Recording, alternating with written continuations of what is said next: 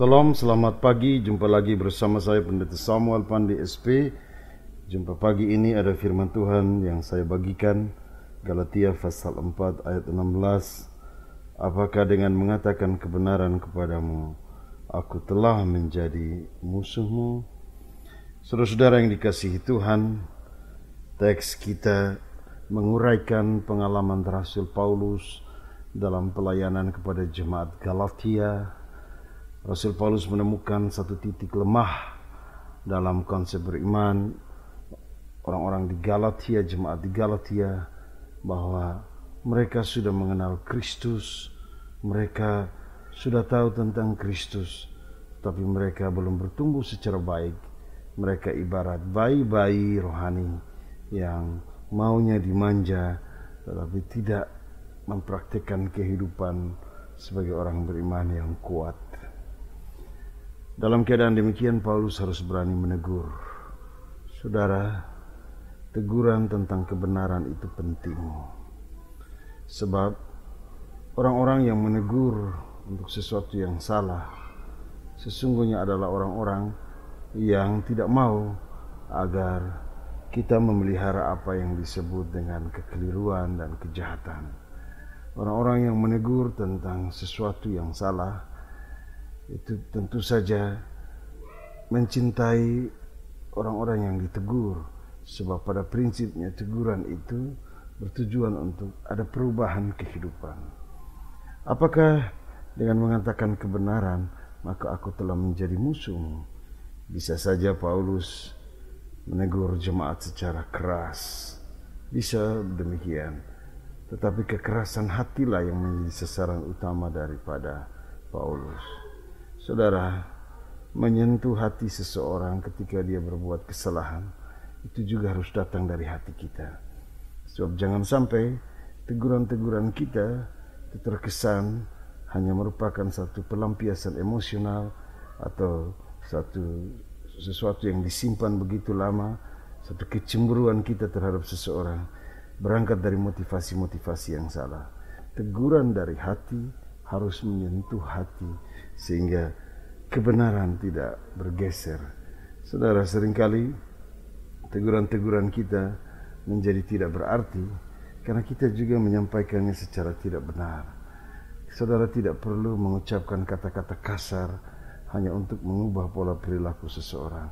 Saudara-saudara tidak perlu memakai kekerasan-kekerasan fisik agar seseorang berubah.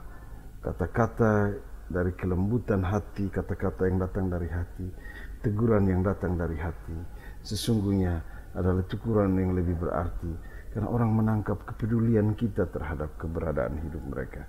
Sebagai rasul, sebagai orang yang bertanggung jawab terhadap pertumbuhan iman, Paulus tidak berkompromi dengan apa yang jahat.